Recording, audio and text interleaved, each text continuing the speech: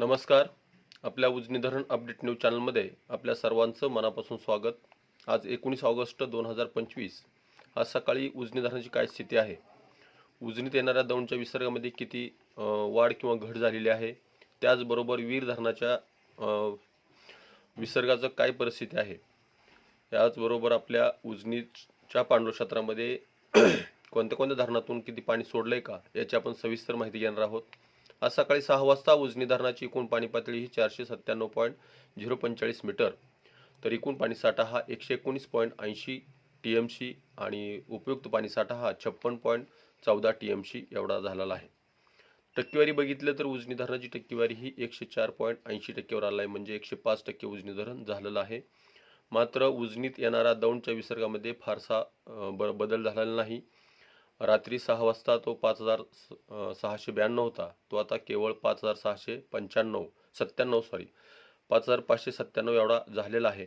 त्यामुळं उजनीत येणारा दौंडचा विसर्ग जरी जैसे ते राहिला असला तरी धोक्याची घंटा दुसरी अशी आहे की वीर धरणातून नीरा नदीमध्ये मोठ्या प्रमाणात पाणी सोडण्यात आलेलं आहे.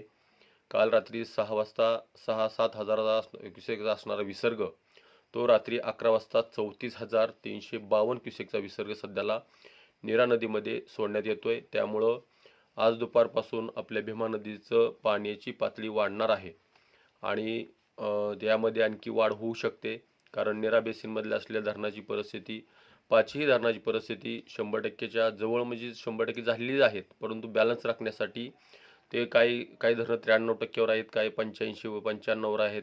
त्यामुळं उजनी धरणाच्या पांडुर क्षेत्रामध्ये असणाऱ्याही धरणाची परिस्थिती तीच आहे. कारण आता सध्याला आज उद्या पुणे विभागाला, सातारा विभागाला रेड अलर्ट हवामान खात्याने दिले असल्यामुळे आणखी यामध्ये वाढ होण्याची शक्यता नाकारता येत नाही.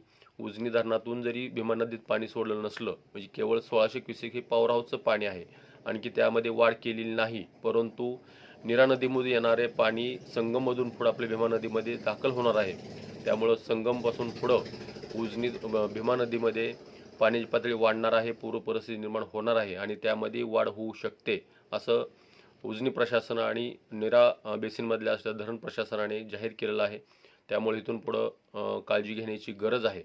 तर अशाच उजनीच्या ताज्या घडामोडीसाठी, ताज्या अपडेटसाठी आपल्या उजनी धरण अपडेट न्यूज चॅनलला लाईक करा, सबस्क्राईब करा, शेअर करा. उजनी धरण अपडेटसाठी बेंबळेहून सिद्धेश्वर शिंदे. धन्यवाद.